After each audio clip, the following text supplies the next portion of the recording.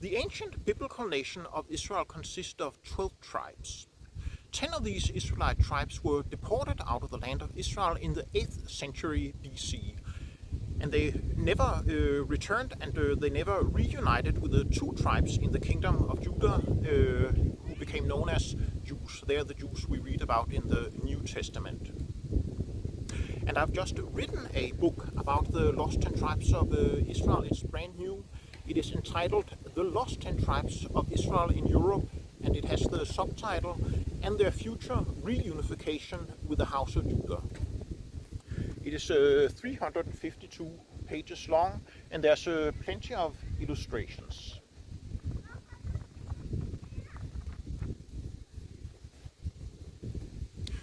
And in the book I start off with explaining about the 12 tribes of Israel, how they were founded in the Old Testament, and how they split into 2 kingdoms, and how the 10 of the Israelite tribes, the so-called House of Israel or the House of Joseph, they were deported by the Assyrian Empire in the 8th century BC out of the land of Israel and disappeared and never reunited with the House of Judah, the kingdom of Judah.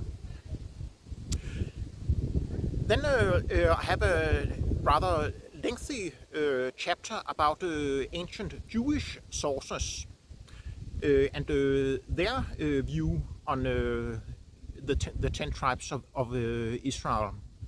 And when I'm saying Jewish sources, that's Jewish sources from the first millennium BC, as well as the first millennium AD, and also the Middle Ages.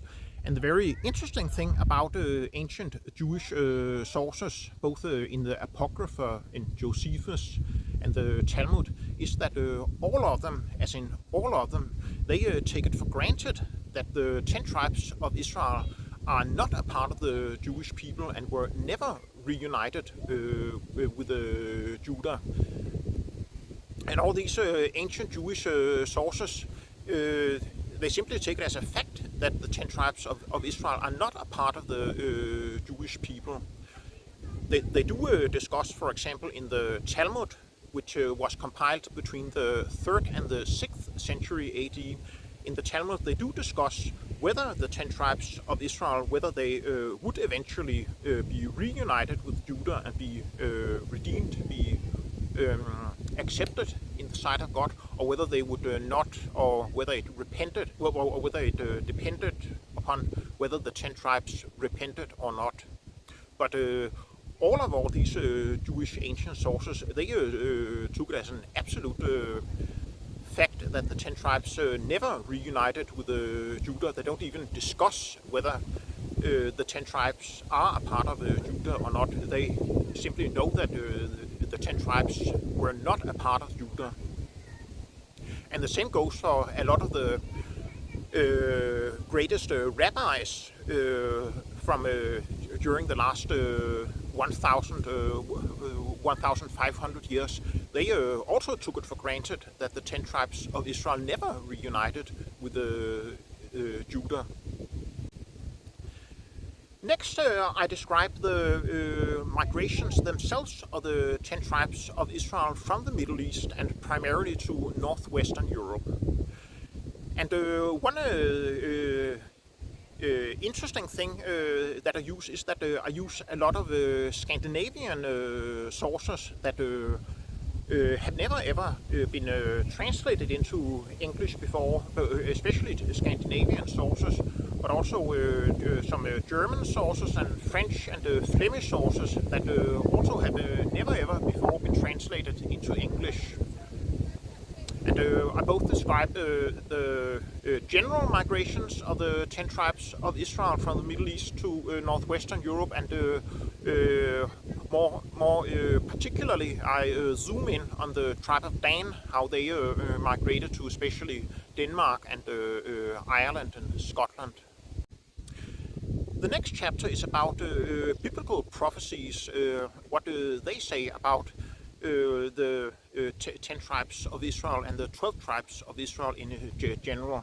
And the thing is that the biblical prophecies about what would happen to the 10 tribes of Israel, they fit perfectly with what has happened with the peoples of northwestern Europe and their descendants across the world.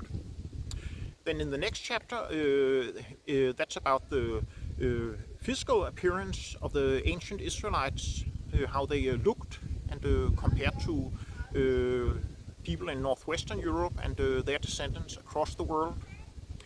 Then there's a chapter about dolmens and other megaliths, because the thing is that in the Old Testament, especially in the prophet Jeremiah, God said that the lost 10 tribes of Israel, they would set up stone monuments, waymarkers made out of big stones, and these are believed to be the dolmens and other kinds of megaliths that are found both across Western Europe and especially here in Denmark, and also in Israel and the Middle East. And dolmens, that's something of I consider that something of a specialty for me, because there's so many dolmens where I live. Actually, the first video that I made on this channel, that was about dolmens and other megaliths and their connection with the lost 10 tribes of Israel. Next is a chapter on the runes, and how that the runes actually are descended directly from the Hebrew alphabet and are not derived from the Roman alphabet. And again, I use several Scandinavian sources that have never before been translated into English. The following chapter is about Germanic Hebrew similarities and Celtic Hebrew similarities. And then there's a chapter on DNA, because does DNA disapprove the theory that people in northwestern Europe are descended from Israelites, or does it confirm that we are descended from Israelites? And the answer is that usually DNA can't really confirm anything when it comes to proving the descent of large groups of people, big ethnic groups. It's like basically like flipping a coin. You know, sometimes it does and sometimes it doesn't. So really, DNA can't be used for a whole lot to prove or disprove. The next chapter is about Israel in the New Testament, and it turns out that even though Israel is not mentioned as much in the New Testament as in the Old Testament, there's a whole lot of the scriptures in the New Testament that on the surface seems to speak about Gentiles, that is Goyim, people who are not of Israelite descent. But then when you look at the Old Testament, where they are quoted from, it turns out that they are really speaking of the lost tribes of Israel, even though in the New Testament it's usually translated as Gentiles or nations, but it really is talking about the 10 tribes of Israel. Then I use almost 100 pages describing the characteristics of the modern nations today that we believe make up the descendants of the 12 tribes of Israel, and how they compare to the ancient Israelite tribes. Both the various nations of northwestern Europe and their descendants across the world in North America, United States, Australia, New Zealand, and the Afrikaners in South Africa, and also the Jews, how they fit the Bible's prophecies about what would happen to the kingdom of Judah and the tribe of Judah, because Judah's destiny would be different than the house of Israel's destiny. They would not be identical. And one reason why many people who study the subject of the lost 10 tribes of Israel, they do not believe that the Jewish people as a people are Israelites or Judahites, is that the Jews as a people are not Christians. But when you look at the biblical prophecies, they actually say that Judah would not become Christians, while the 10 tribes would. So the fact that the Jewish people as a people are not Christians today and haven't been for 2,000 years, that actually confirms that the Jewish people are Judah, not the other way around. The next 2 chapters are about Israel in the end times and what the destiny is for the 12 tribes of Israel from now until the second coming of Christ. Of course, we can't know all the details about what's going to occur between now and the second coming of Christ, but there's a whole lot that we can know about, or at least get a pretty good idea about. One thing is that during the Great Tribulation, God is going to seal 144,000 Israelites of 12 tribes of Israel.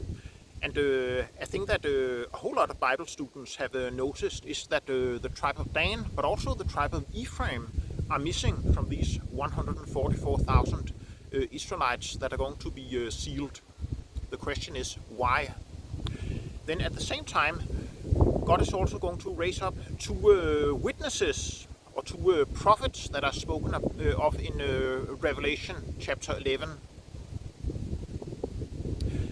And we will see that the reason why Dan and Ephraim are missing among the 144,000 sealed Israelites, the reason is that the 2 witnesses, they are from the tribe of Dan and the tribe of Ephraim. One witness is of the tribe of Dan and the other is of the tribe of Ephraim.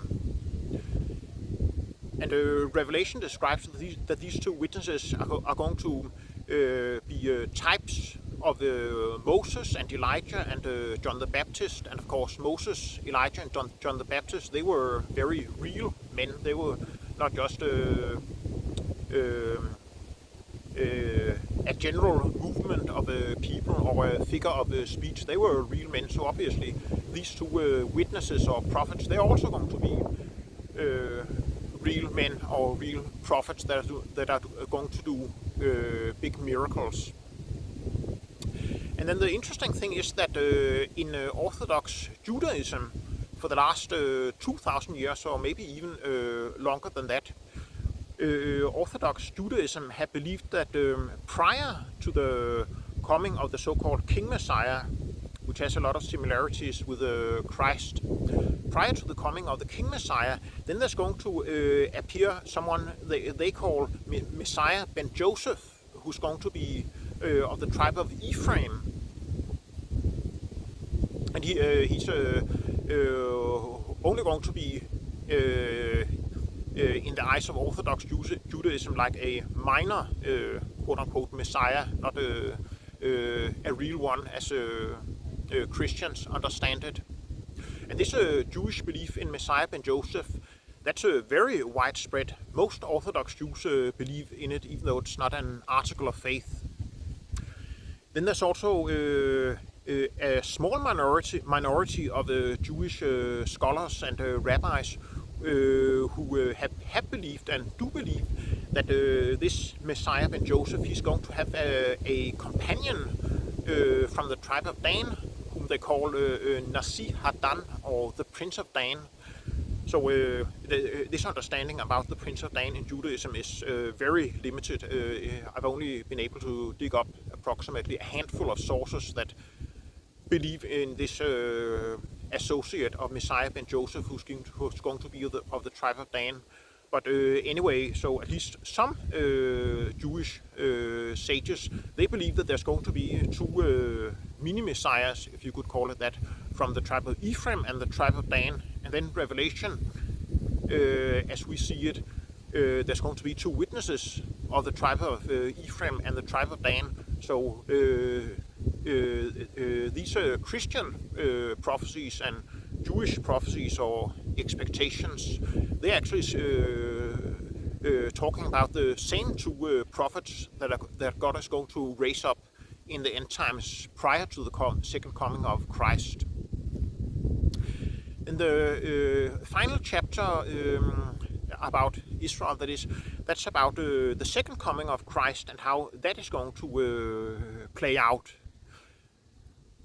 And it turns out that at the second coming of Christ, that is when God is going to gather the 12 tribes of Israel back to the land of Israel. And that's when the 10 tribes are going to be reunited with the 2 tribes of Judah, when Israel is going to be reunited with Judah.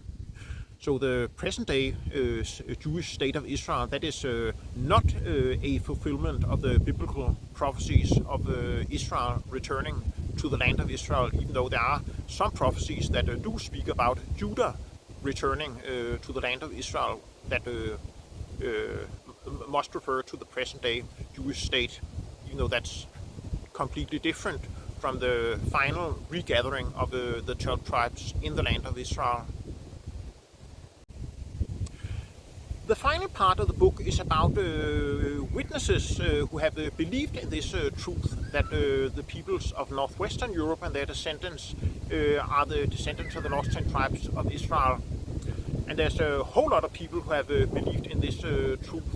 So what I've done is I've chosen to focus on some of the people who have believed in this truth and then only write a limited number of biographies, but then expand the biographies and write more about the individuals and also have some lengthy quotes.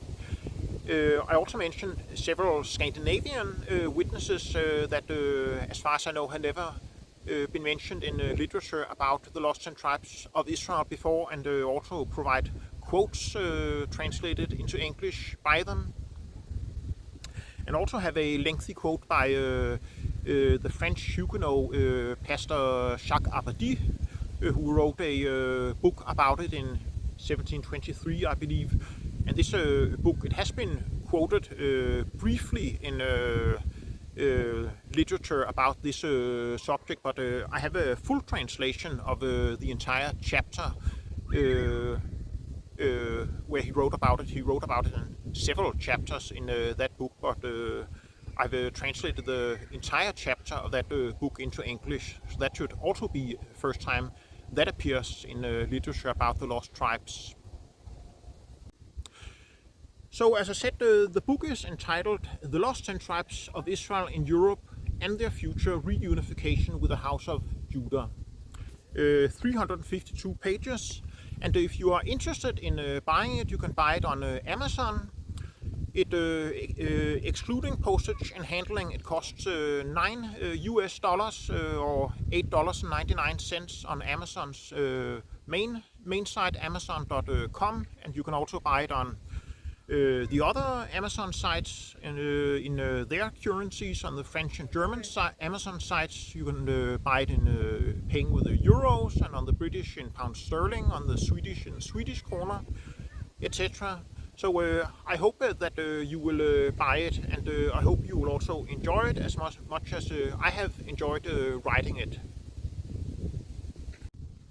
And my book also has a foreword by the Australian novelist, author Susan Radcliffe, who recently published this book, Stones of Wrath, The Tapestry, which is a historical novel that includes the lost 10 tribes of Israel and the dolmens of Denmark. She's about to publish number 2 in this series. It's going to be a trilogy.